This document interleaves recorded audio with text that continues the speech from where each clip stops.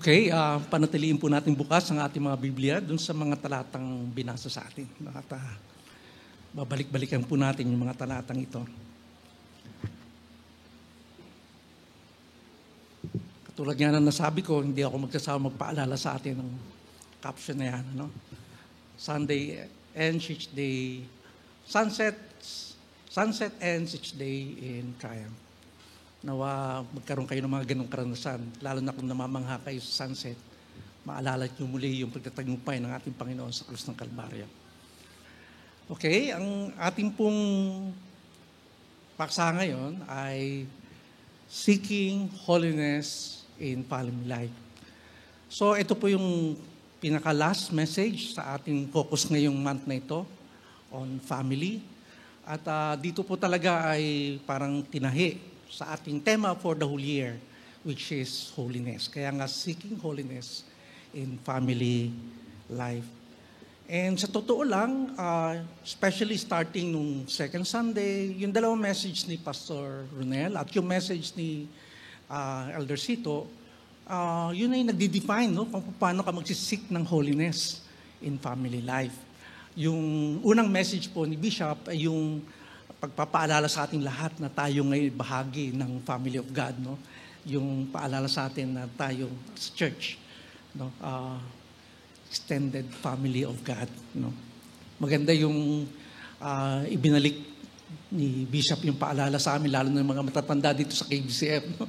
I'm so glad I'm a part of the family of God. Salamat Bishop, no, sa paalala na yun. Matagal na natin hindi naawit yun, ano? Mamaya siguro sa ating family gathering, subukan nating awitin. Tapos paawitin dito yung mga matatanda na sa KBCF, no? Kung naalala pa nila. Alam niyo po, yung seeking holiness in the family is central to God's plan of redemption. Bakit ko nasabi ito? Tignan niyo po yung sa Efeso. Yung punto de vista na binigay sa atin ng message ni Elder Cito ay yung kung sino tayo, ano? Pero nakapailalim ito dun sa paglalatag ni Pablo nung redemption ng God. Bakit ko nasabi yan? Verse 10, tingnan niyo, chapter 1, verse 10, ano sabi niya? According to His purpose, which is set forth in Christ as a plan for the fullness of time, to unite all things in Him, things in heaven and things on earth. To unite all things in Him, things in heaven and things, parang summation, no? Summation ng lahat sa ating Panginoong Jesus. Paano mangyari ito? Maganda yan eh. 1:10, 2:10, 3:10. 2:10, tayo as individual, sabi dun sa 2:10, we are God's workmanship for good work. 3:10 naman, eto naman yung iglesia. Ang layunin ng Panginoon na gawin tayong exhibit A, kung ano itong new creation na kanyang nilikha. Alam niyo, nakakamangha kung gusto niyo ng vision, kung ano dapat ang KBCF, pagbulay-bulayan niyo na lang yung verse 10 ng chapter 3. At talagang, oh wow. Gusto niya na pati ang mga presidente, pati mga senador, mga congressman, talagang titingin sa iglesia para matutunan nila kung paano, no? Pagandahin ang isang lipunan. Pero mukhang malayong-malayo tayo sa larawan na yun. Ano po. At kaya ako nasabi yan, pagdating dun sa chapter 5, ano yung sinabi ni Pablo tungkol sa pag-aasawahan? Husband and wife? No? Sa verse 31, chapter 5, therefore, a man shall leave his father and mother and hold fast to his wife, and the two shall become one flesh. Wow! Wala pa yun sa Genesis eh. Na pinag-iisa na ng Panginoon yung langit at lupa. Ano daw ang larawan na ito? Yung husband and wife coming together, becoming one flesh. Tapos, lalong idiniin ni Pablo, sabi niya, this mystery is profound. No? And I'm saying that it refers to Christ and the church. Yan, napakaliwanag, no? Christ and the church. Instrument ng Panginoon kasama mga family. No? Pag-isahin ang lahat. God's redemptive story is actually not taking us to heaven, but bringing heaven here on earth. Di ba yun ang panalangin tinuro sa atin ng Panginoon? Thy kingdom come, thy will be done on earth as it is in heaven. And then kung titignan niyo yung ending ng Revelation and then ng Bible, ano yun? Yung New Jerusalem bumaba from heaven to earth.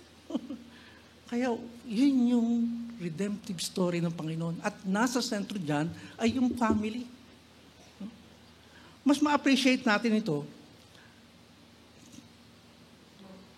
kung i-unfold natin paano isiniwalat ng Panginoon yung kanyang plan of redemption.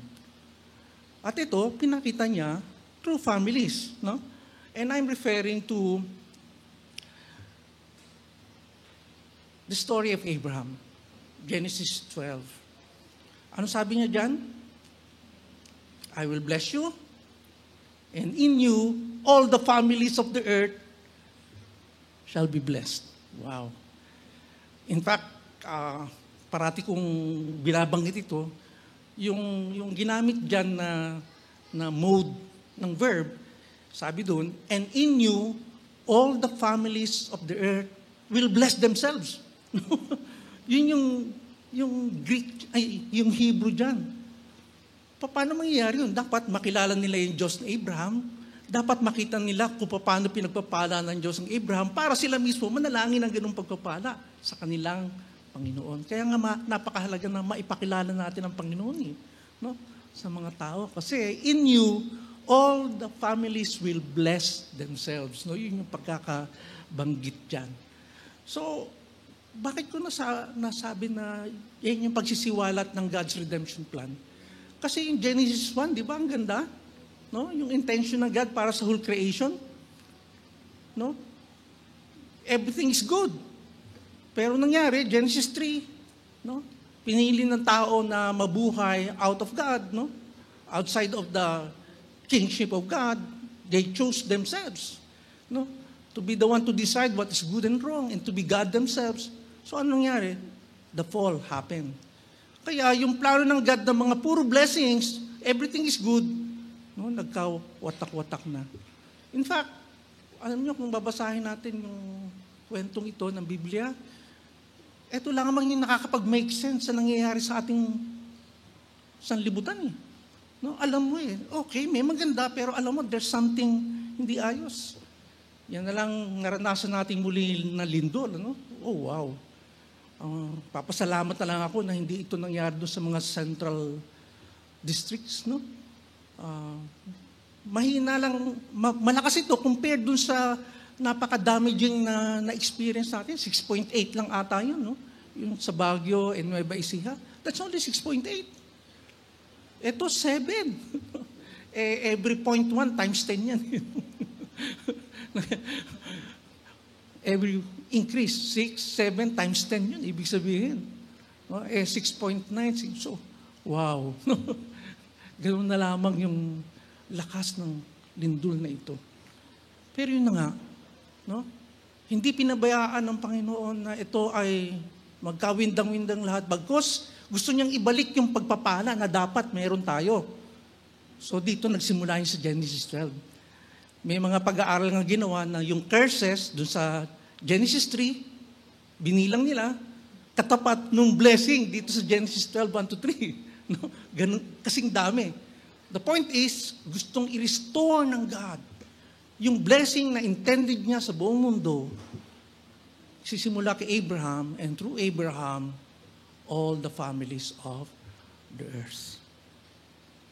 Pero, niliwanag pa ito ng Panginoon lalo How can this happen?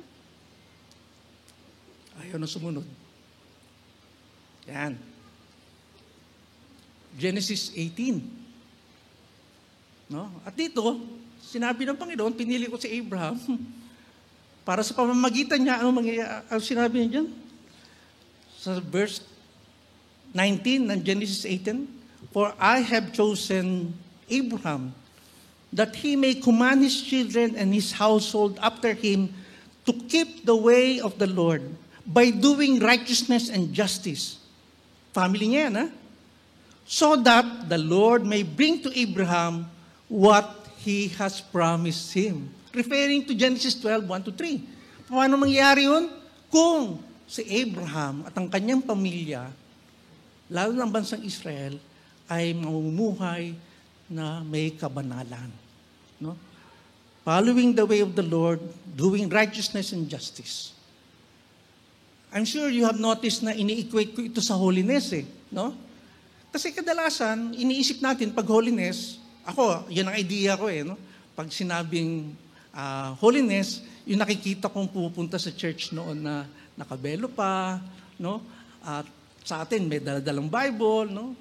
Sumusunod ang lahat. Parang yun yung idea ko ng holiness. Mga church activity, prayer and fasting. But lo and behold, sabi dyan sa Micah, alam natin yung Micah, di ba? Ang familiar tayo sa verse 8. Ano yung sa verse 8? He has told you, O man, what is good and what does the Lord require of you? Kasi dito, isiniwalat ng Panginoon anong gusto niya sa bayan niya What does the Lord require of you? To do justice, to love kindness, and to walk humbly with your God. Actually, Genesis 18:19 yan, no? Rehash.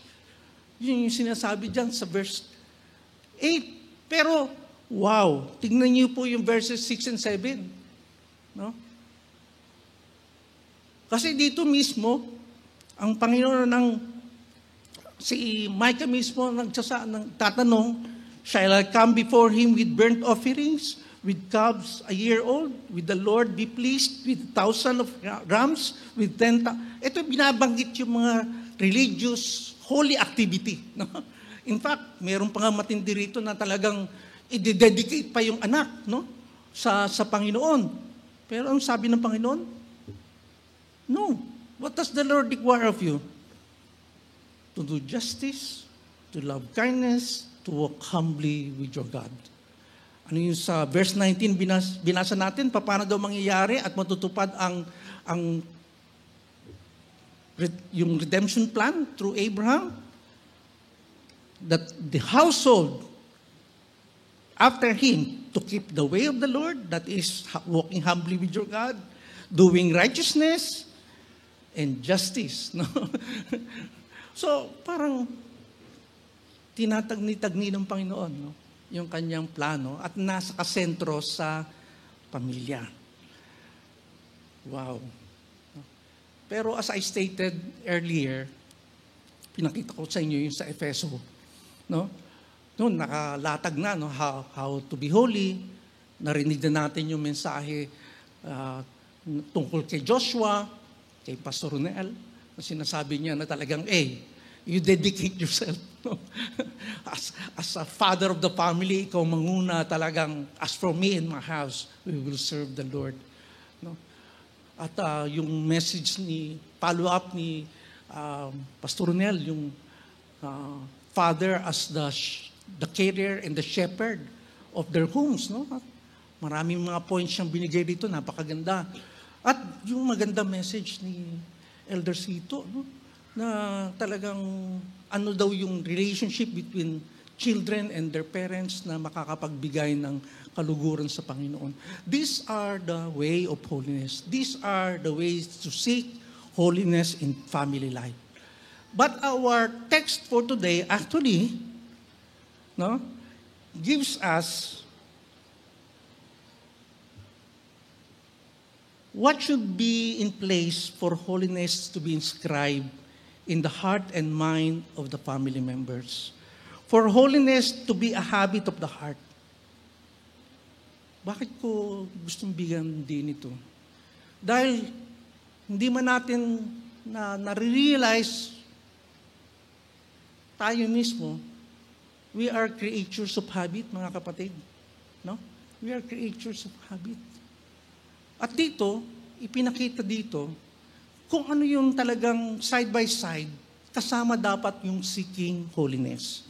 At dito, pinapakita, sa kwentong ito, ng parang silip kung paano lumaki at paano pinalaki ang ating Panginoong Jesus. No? Kasi yun na makikita natin sa text. So let's go to the text itself. Una, paano daw? By keeping family religious tradition. No?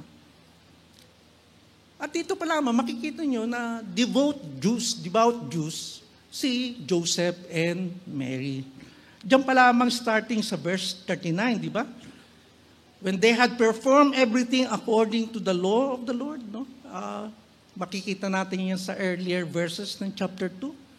At the age of 8, dinala nila ang Panginoon for dedication sa temple, di ba?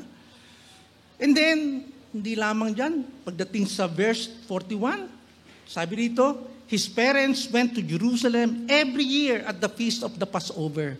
No? Yearly, sineselebrate ito ng mga Hudyo. And yung mga malalayo sa Jerusalem, they have to travel and go to Jerusalem and be part of the feast of the Passover. No? At dito, marami mga tradisyon na grow kasi nga nawala sila sa Jerusalem, di ba? Nawala sila sa Israel for almost 2,000 years. So, nag-grow itong mga tradition nila dito na every Friday, meron silang tinatawag nilang Hanukkah meal, no? Na kung saan ikinukwento kung paano sila niligtas ng Panginoon mula sa Egypt, no? As a nation. So, at diyan pa lamang, makikita nyo na rin, no? Yung reference sa 12 years old. And when you look at the traditions of the Jews, yan tinatawag nilang Bar or Beth Misbah. Pag Bar, son of the law, Beth, daughter of the law. Bar, Beth Misbah. Actually, nung later years, sa babae, 12 years old, sa lalaki, naging 13. Pero dito, wala pang binabanggit, hindi pa fully developed yung tradition na ito.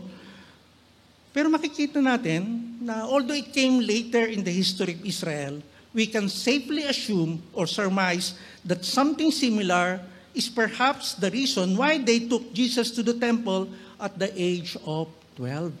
No, dinala nila si Jesus sa temple at the age of 12. Sabi nga sa verse 42, when he was 12 years old, his parents went up according to the custom. No? Still is tradition.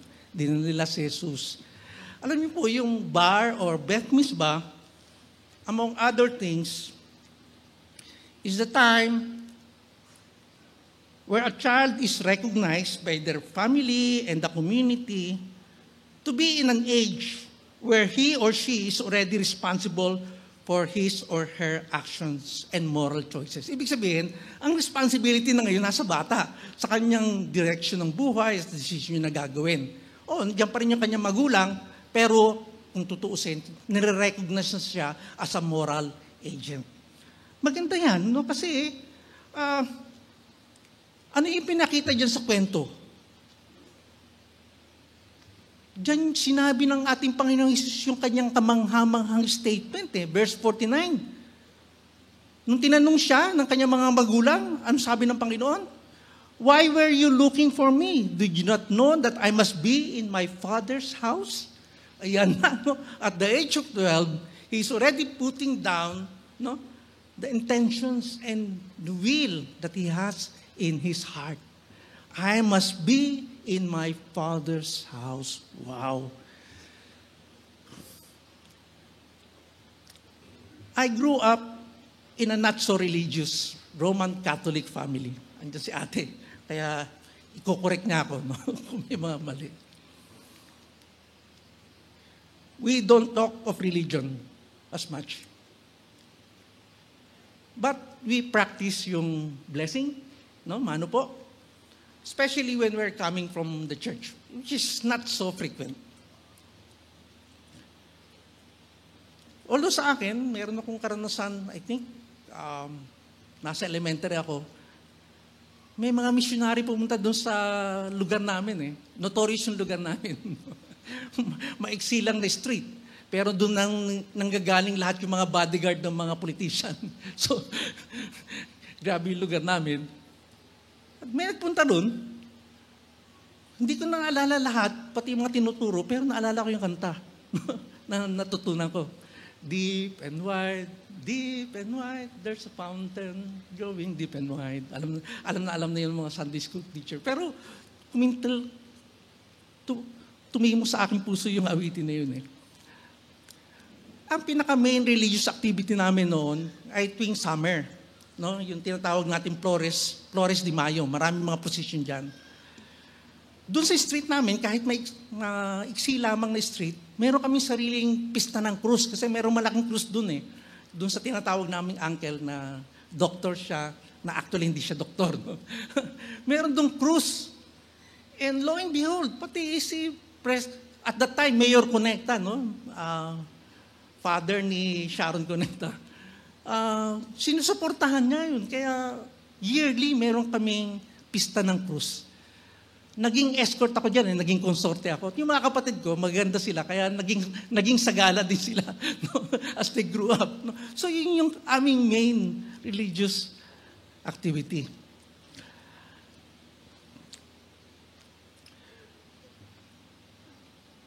Ang father ko, from time to time, naalala ko, binubuhat niya ako minsan dito, no? Kasi antukin ako, tapos sa atin ng church, no? Pero ang alam ko, palipat-lipat eh. And then na-realize ko, ang daddy ko pala, hindi siya Roman Catholic. Aglipayan pala siya. No? Na-realize ko lang ito nung nagpunta kami sa Baez. Kasi doon yung stronghold ng Aglipayan Church.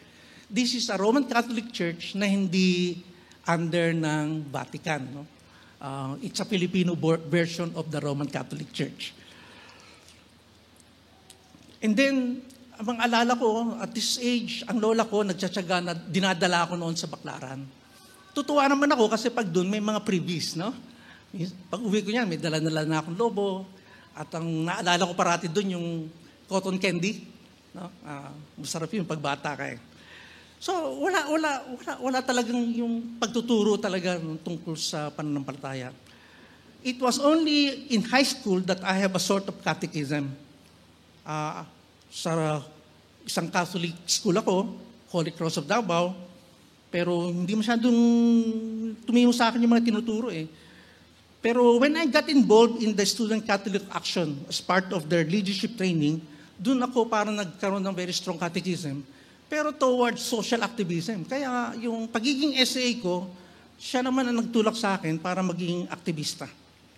No? And because of my activism, naging agnostic ako. No? At that time, okay lang sa akin ang lahat ng religion. Whatever religion, okay lang yan, pare-pareho. No? Sa totoo lang, hindi naman talaga nakikilala ang tunay na Diyos. No? Yun yung paniniwala ko as an agnostic. Pero kahit na agnostic ako as an engineer, siguro dala ng pagtsatsagan ng lola ko, nag-a-attend ako ng novena eh. Nag-a-attend ako ng novena sa Baclaran. At ang start ko lang doon lang ako sa likod. No, para bang, I don't deserve to be with you, Lord, pero dito na lang ako sa likod. Yun lang nasa isip ko. No? Kung mayroon man Diyos. And then, at a very critical junction in my life, a spark of faith guided me in a very important decision. At that time, meron akong girlfriend, nurse siya, and I was really prepared to marry her. Pero, hindi ko kaya maging iglesia ni Cristo eh. Sumasama na ako sa kanya, pero sinabi ko talaga sa kanya na hindi ko talaga matanggap na tao lang si Jesus eh. Ganun lang kasimple sa akin ha. Pero I made that decision. And it really broke my heart. It broke her heart. Pero we have to part.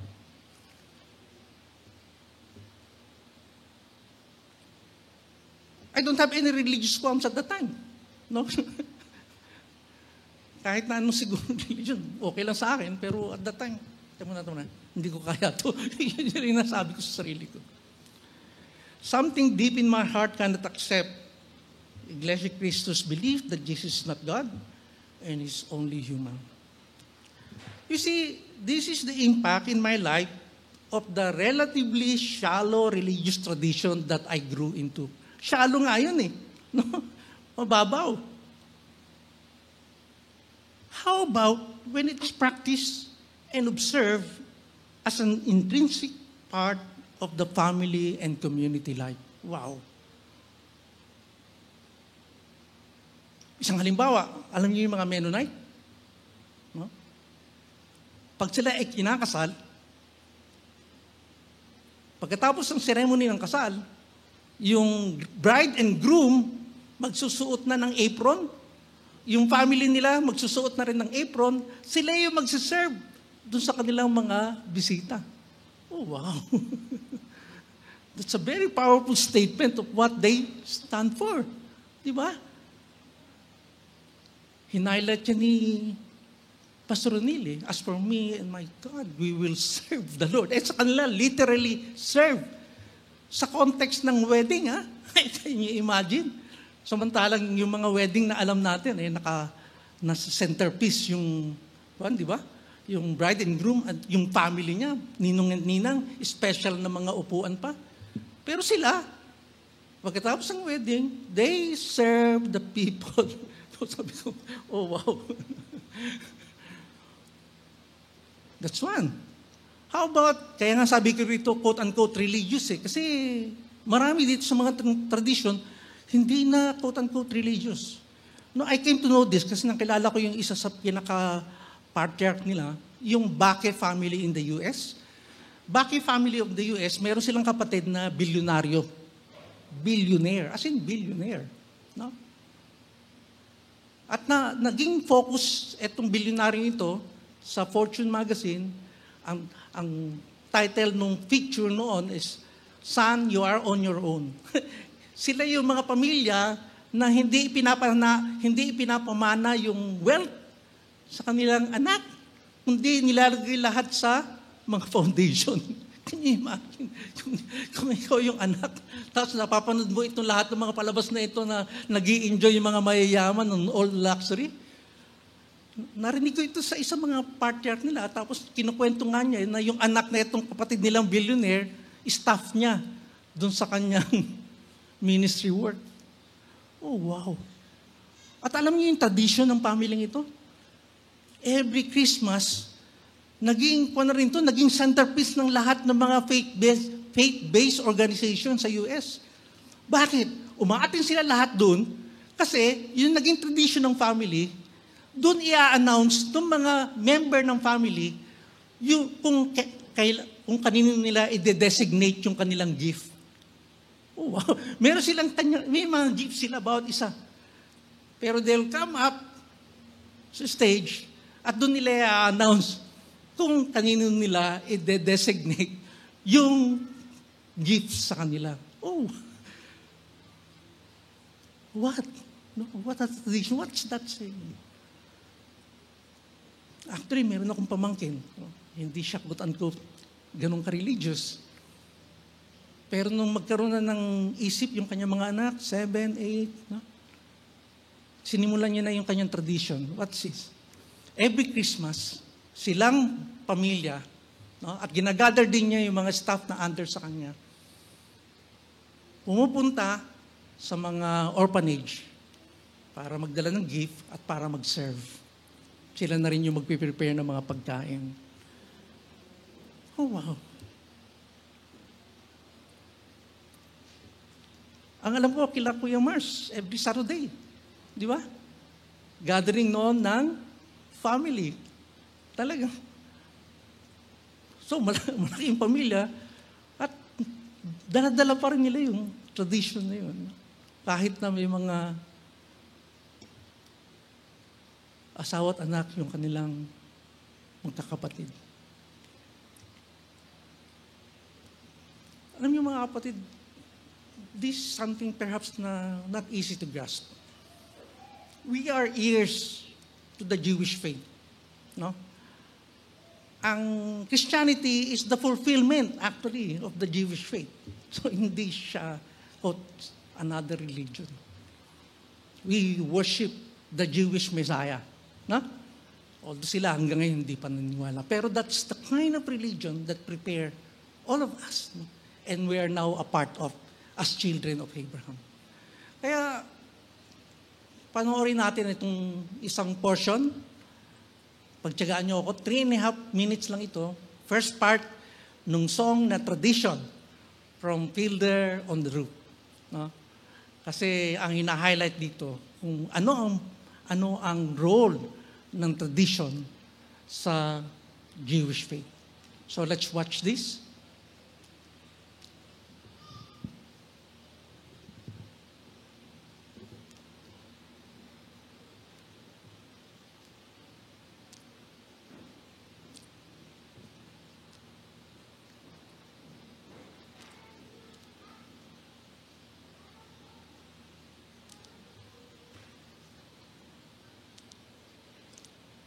Actually, naghahanap ako ng libre niyan. Wala sa Netflix, wala rin sa YouTube.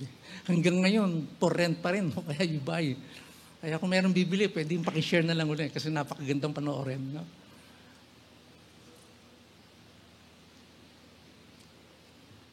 And how do we keep our balance? That I can tell you in one word. Tradition! Tradition! Tradition! Tradition! Tradition! Tradition!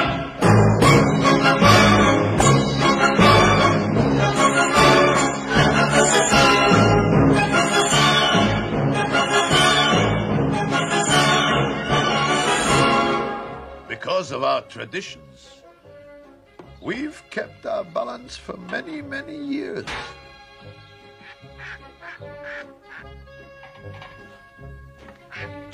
Here in Anatevka, we have traditions for everything. How to sleep, how to eat, how to work, how to wear clothes. For instance, we always keep our heads covered and always wear a little prayer shawl. This shows our constant devotion to God. You may ask, how did this tradition get started? I'll tell you. I don't know. But it's a tradition. And because of our traditions, every one of us knows who he is and what God expects him to do.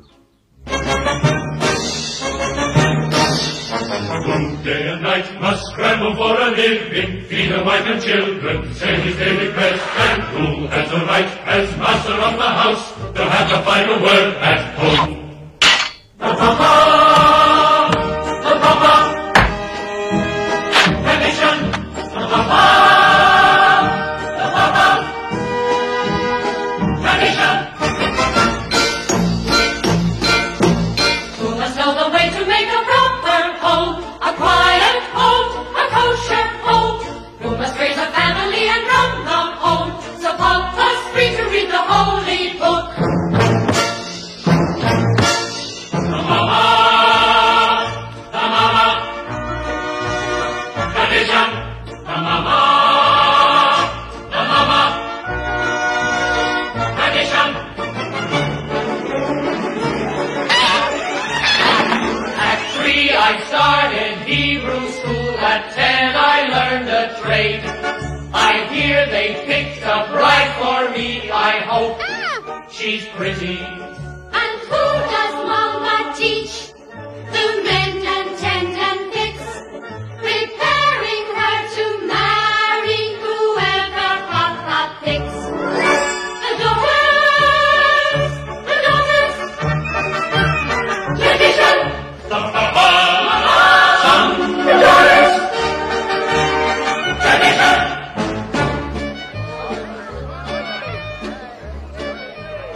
And in the circle of our little... Panoorin nyo. 7 minutes yung video na yun. Napakaganda yung song. Bakit ko isinama ito? Meron pong isang author. Actually, very, very famous author. I think sa National Bookstore, meron siyang isang shelf doon, puro mga libro lang niya. No? At meron pa doon hindi kasama na part ng kanyang mga isinulat. Bumalik siya sa pananampalataya eh. Nakapag-asawa siya ng atheist, wala na rin siyang faith. Pero bumalik siya sa pananampalataya nung pinag-aaralan niya ang history ng Israel. She's a Roman Catholic actually. Bumalik siya. Dahil sabi niya, alam niyo, kung wala ang Diyos, hindi mo maintindihan kung ano nangyari sa bansang Israel. Just think of this. For almost 2,000 years, walang nation ng Israel. Wala. Kaya nga yung pinakita ko sa inyo, that's Russia. No? They are actually in Russia at that time. No? At part ng kwentong ito, Fiddler on the Roof, they were persecuted. No? Kaya nagkahiwalay-hiwalay sila magkakapatid and their families. Being persecuted for almost 2,000 years, wala silang nation. What has kept them? Yan, yung song, tradition, pero the God behind those tradition. Kaya itong author na ito, with that, talagang alam niya. So she returned to her faith.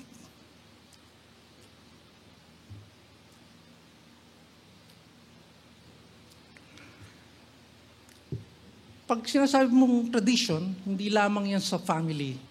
Mas makakatulong ito kung ito ay bahagi na sineselebrate ng community. Parang religious or extended religious family. It seems the story is framed. No? Dito, yung framing ng kwento, verse 40 tsaka verse 52. Diyan sa kwentong yan, binibigyan tayo ng silip kung paano lumaki si Jesus at paano siya pinalaki. At dito makikita mo yung konteksto na si Jesus talaga ay lumaki sa isang religious family and community.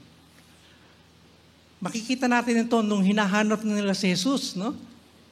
Marami sila, no? Iba't iba siguro mga town, iba't iba mga villages. Pero sabi rito, after 1 year, after 1 day of travel away, going back to their place in Nazareth, na-realize nila wala si Jesus. So saan nila hinanap? They began to search for Him, among the relatives and acquaintances, no?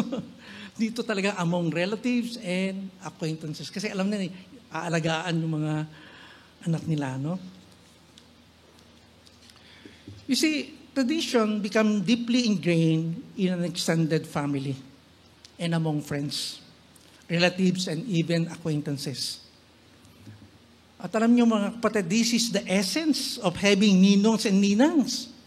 When a child is being baptized sa Roman Catholic at sa atin, when we dedicate our children, no, dito sa church. Or ninongs and ninang sa kasal, no? Para bang, di ba, tawag natin, godmother, godfather, ninong, ninang. Kami as siblings, we take that seriously. Sa ngayon, I still pray for my inanak. No? Dito sa KBCF, depende siguro sa closeness ng ating friendship. No? Ako, honestly, yung mga anak ko may mga sakit, at pag may mga problema, I reach out to their ninongs and ninangs and ask them for prayer. Kaya yun ang kagandahan na mayroong body of Christ na fellowship na katulad nito. Ito yung time ng kamustahan eh. No?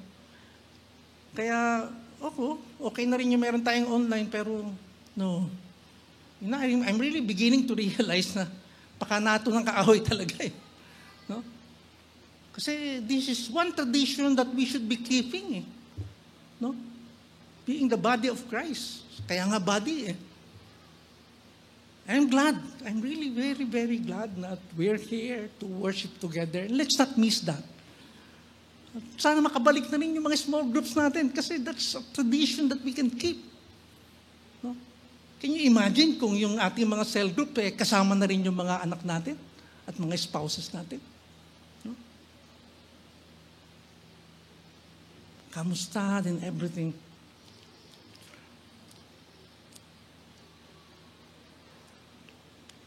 Siguro, paalala lamang, no? Mga ninong at ninang dito. At the least, we need to pray for him or her. Pag-pray natin yung ating mga inaanak. That's one way of keeping in touch. At let's take that seriously. Kasi yun ang extended family natin dito sa KBCF. Maliban na lamang tayo as a church, no? We are a family. No? Kaya nga, we look up to Bishop F, no? Kay Pastor Johnny. I really consider them. And then we come up here, no? A very short statement. Sabi niya sa statement na yan, Jesus was submissive to them. Verse 50. At that time, yung mga children at this age, expected yan. They submit to their parents. Culturally, and as part of their custom. Kasi talagang malaking kahihiyan kung hindi sumusunod ang anak. No? That is expected if you grew up in a Jewish family and community. But you see, this submission is now commanded or is taken for granted by Paul as part of the culture of the church. Why do I say that? Alam na alam natin yung command, di ba? Wives, submit to your husband. Husband, love your wives. Ephesians chapter 5. Pero that chapter includes verse 21. Ano sabi dun sa verse 21? Submitting to one another out of reverence for Christ. No? Tayo as a church, part daw dapat ng culture natin yun. Submitting to one another out of reverence for Christ. We need to take note that when the New Testament was being written, churches practically are intertwined with family. New Testament churches are house churches. They are extended family churches. Kasi nakabase sa bahay eh. No? So, yung command na yan talaga is actually commanded to the family. Submitting to one another out of reverence for Christ.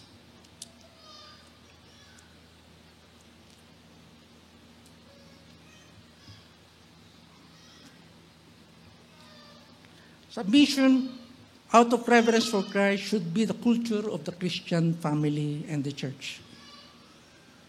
This command is all the more astounding in the background of first century families, communities, and societies. You see, in the first century, ang pinaka-head ng family is the father. And he has all the authority over the household.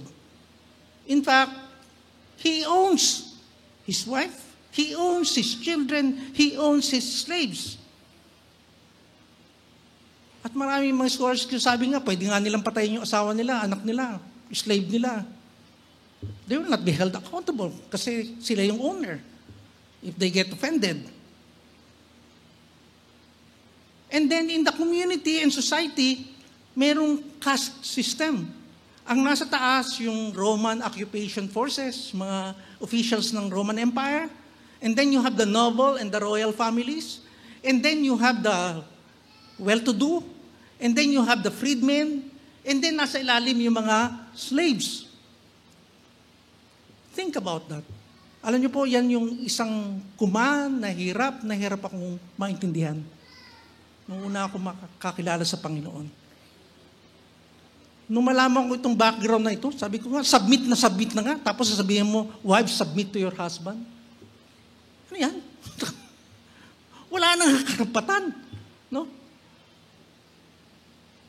Actually, yung mga household nila, meron lang lugar na doon lang pwede ang wife. In fact, mas mataas pa nga ang status pag dinala yung mistress ng father of the household doon sa kanilang family. Tapos sabihin, submit. Oh, wow. And then I realized yung binibigyan diin ng mga several messages. Elder Cito, Pastor Ronel, Bishop. Pag pinapasok mo na si Kristo sa iyong pamilya, He is all that matters. Kaya nga, submission out of reverence for Christ. Wow. Sa ganitong household, hindi nga mahalaga na yung tatay, mahal yung wife, mahal yung kanyang mga anak. Hindi. He owns them. Pero ang sabi dun sa Ephesians, husband, if you're a Christian, love your wives as Christ loved the church. Oh, wow. Kaya nga, lahat ng mga bagay undermined. No? Na talaga, pag pinapasok mo na si Kristo sa iyong bahay, expect upheaval. No? Talagang papaguhin niya ng Panginoon. Maganda yung binigay na patutuan ni Bishop, yung magkapatid na Hintiles. Nag-submit yung magkapatid sa kanilang mga magulang dahil mga youngsters pala. And lo and behold, dumakita ng mga magulang yung pagbabago sa kanila, sila na mismo. No? Nakakilala sa Panginoon. The same story kay... makakalimutan na ako talaga. Nakapag-asawa na siya ng pastor ngayon, pastora na rin siya ngayon, pero ganun din. Nung siya lumapit sa akin, sabi ko sa kanya, ubay mo muna ang parents mo. Kasi gusto niya na magpapaptize eh. Lo and behold. Pag dinala, kahit na ikaw ay anak, no? Kahit na ikaw ay bata, pag dinadala mo na ang Panginoong Hesus doon sa iyong tahanan, He certainly is the only difference that you need. No? Magandang exercise nga, basahin yung Ephesians chapter 5 eh.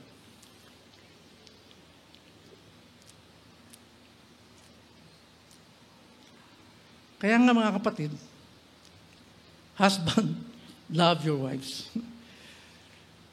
Wives, submit to your husband. Submission out of reverence for Christ is an expression of agape love. The sacrificial love that the Lord chose in the cross. Yun yung kanyang pagmamahal na ipinakita. So nung pinapako na ang Panginoon doon sa krus ng Kalbaryo, ano sabi niya? Father, forgive them for they do not know what they are doing. Pwede ba kaya natin sabihin yun kung feeling natin, aggrieved tayo? Kunyari ako as a father, ang bihira, hindi na ako nire-respeto na ito. Paano? Pwede ko bang, Lord, forgive my children? Or, for that matter, Lord, forgive my... Yun yung ibig sabihin yun ng agape love eh. Galatians 3:27-28 is really what defines the culture of God's family, the church. Submission out of reverence for Christ is an expression of agape love. The sacrificial love that the Lord showed us and continue to show us in the cross. For as many of you were baptized into Christ, have put on Christ, there is neither Jew nor Greek, there is neither slave nor free, there is no male and female, for you are all one in Christ Jesus. Wow! Sa isang society na caste system, na mayroong hierarchy, sabihin mo, no male nor female, nor slave nor free, you are all one in Christ. Wow. And then lastly, at dito sa kwentong ito, one cannot help but be touched by this detail in the infancy childhood narrative about Jesus. Early in the story, after an awesome recounting of the shepherds of the angel's announcement, we read in verse 19, Mary treasured up all these things in her heart. Okay pa yun, di ba?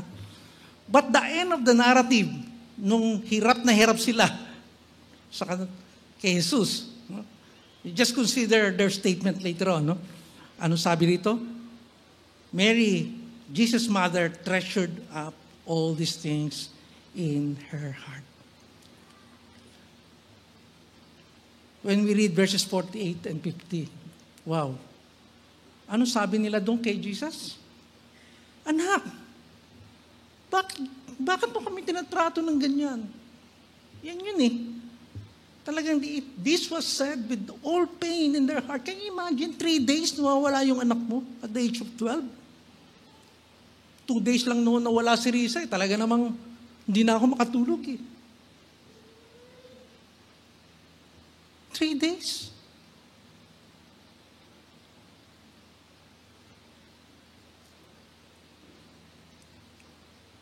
Behold, your father and I have been searching for you in great distress. So one day sila nag-travel, one day sila pabalik, one day uli sila naghanap doon sa Jerusalem bago nila nakita si Jesus. After 3 days, no? After 3 days. After 3 days, iniisip ko, bumalik kaya sa isip ito ni Mary nung siya ay nasa krus ng Kalbaryo at nakikita niya yung pagkamatay ng kanyang anak? Kasi practically, ito yun eh. Para bang kinonsider mo na wala na yung anak mo and then after 3 days, no, lo and behold, ando dun. And I'm sure when Mary treasured all of these things in her heart, naalala niya yung sinabi sa kanya, no? Ni Simon, na prophecy. Ano sabi kay Mary? And a sword will pierce through your own soul also. Oh, wow. Kaya siguro, all the pain, treasuring things in the heart, para kang sinaksak sa puso. Yun, simula na yung prophecy. Why do I highlight this? Kasi, mga kapatid, we have these stories because of Mary. Because he treasured all of these things in her heart. Kaya nga nababasa natin itong kwentong ito eh. No? Dahil sa kanya. No? Marking spiritual milestones or treasured things in one's heart. We can have our own ways of marking spiritual milestones and treasuring things of the Lord in our heart and sharing this to our children.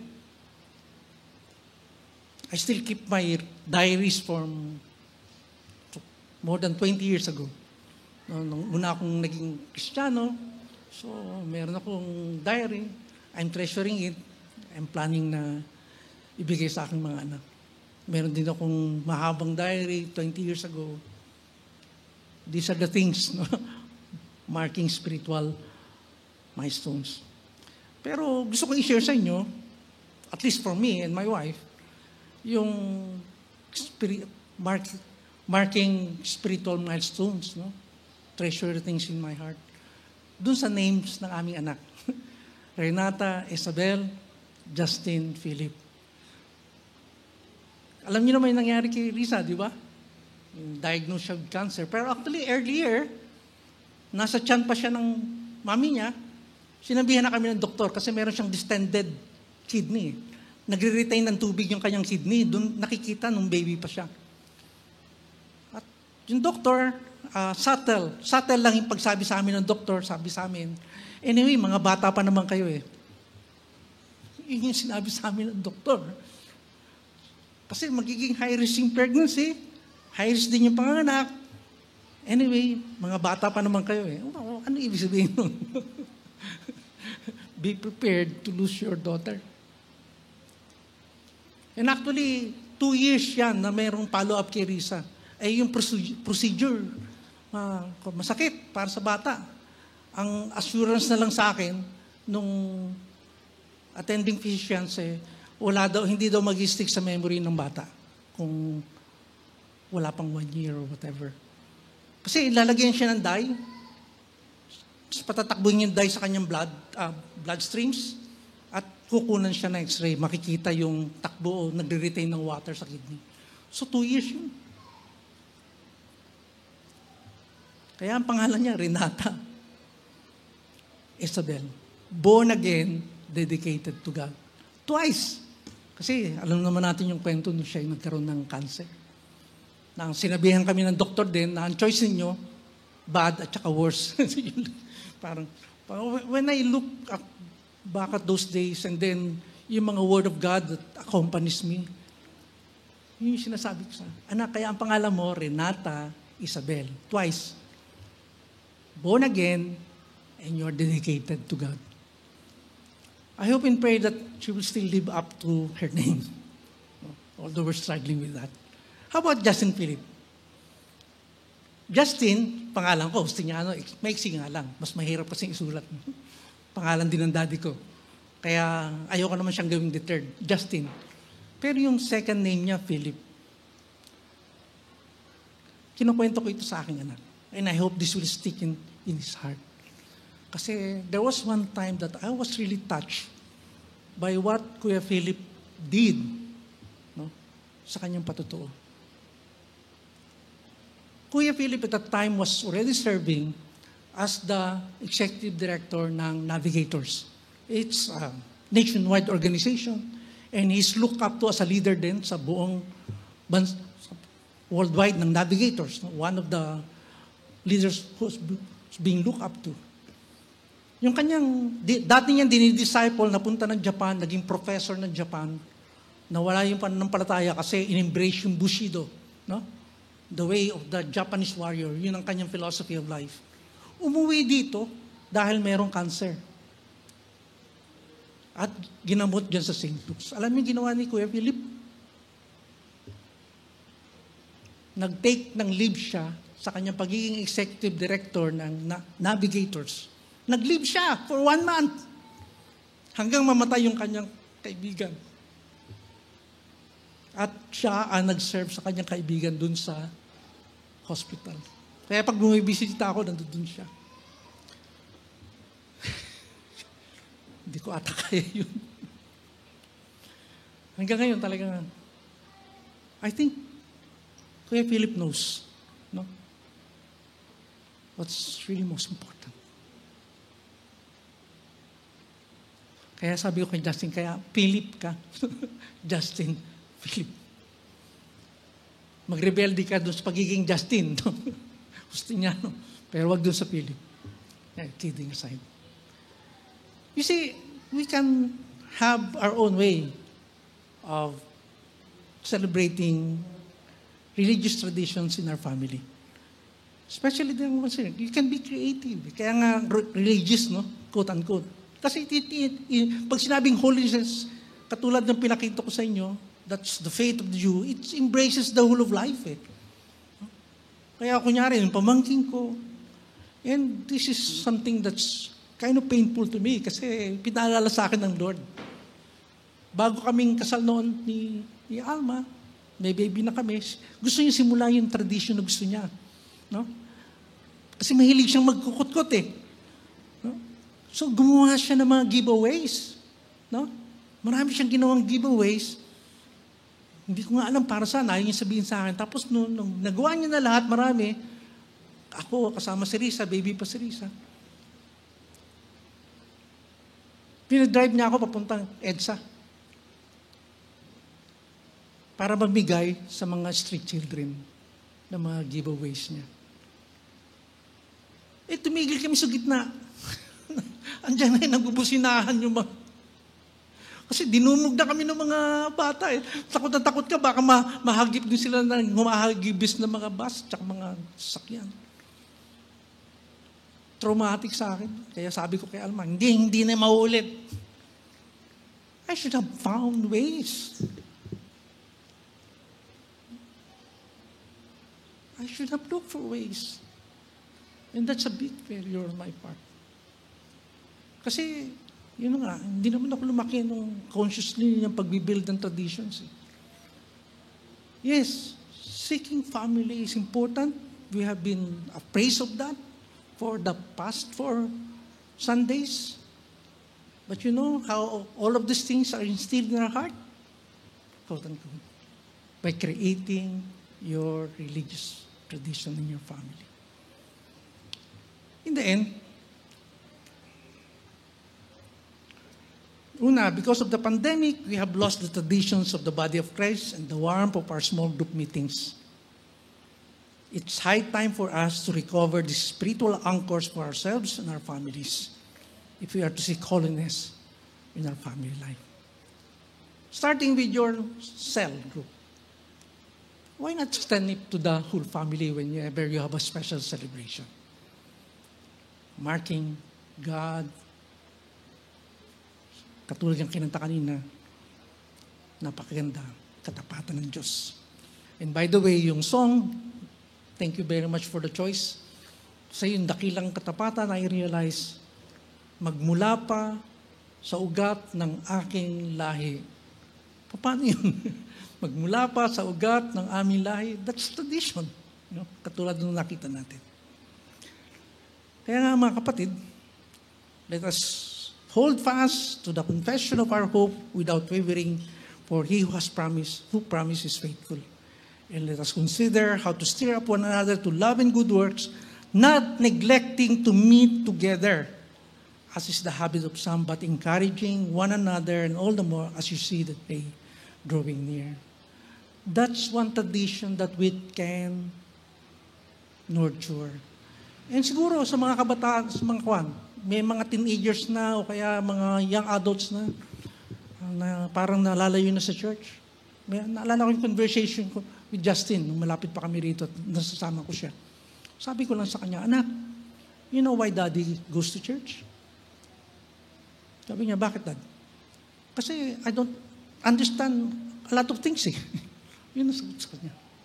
Kasi tendency ngayon ng mga kabataan, parang pwede mo nang i-research lahat eh, di ba? Pag meron kang hindi alam, Google mo, Wikipedia, and so on. I go to church because I'm not able to grasp all of these things and understand them. Kaya all I can do is go back to the Lord. I hope that stick to his heart. And perhaps that's a tradition that we can make also. Kasi mga bata ngayon, alam na lahat eh, no? I hope they realize na, yes, hindi naman natin intindihan lahat eh. Kailangan natin lumapit sa Panginoon. Chances are, a lot of us find this dauntingly new. When I mention tradition, alam ko, yung reaction natin against background natin, Roman Catholicism. And perhaps strange. And then, I'm sure a lot of these things that I'm mentioning about the Word of God, no, kakaiba in the way that we have been trained and have been taught. No? Let us be encouraged by God's most frequent command in His Word. Ito yung most frequent niya, fear not. There's no fear in love, but perfect love cast out fear.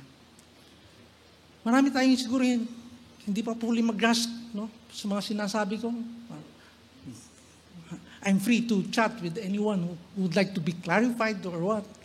No, let's do that. No, I'll be more than willing to do that. But in the end, mga kapatid, let me end with this. Just love. Just love. And before we close in prayer, I'd like for us to sing the song that we have sung a while ago, Banal Mong Tahanan. Kung napansin nyo, ni-request ko palitan yung lyrics. Pamilya ko'y maging banal mong tahanan. Let this be our prayer. No? At ang hinihiling mo, kung ito'y maging banal na tahanan, ay maging luklukan ng iyong wagas na pagsinta. I hope and pray na sa ating mga pamilya, starting from the father, the mother, the children. No, naalala ko yung sinare ni Elder Sito. Umiiyak ako eh. Sinare niya tungkol sa mama niya na kumatos na. And then, nag-wake up kasi narinig yung anak niya umiiyak. Oh, wow. Luklukan ng iyong wagas na pagmamahal. No? Nawa ito yung makita sa ating lahat bilang mga pamilya.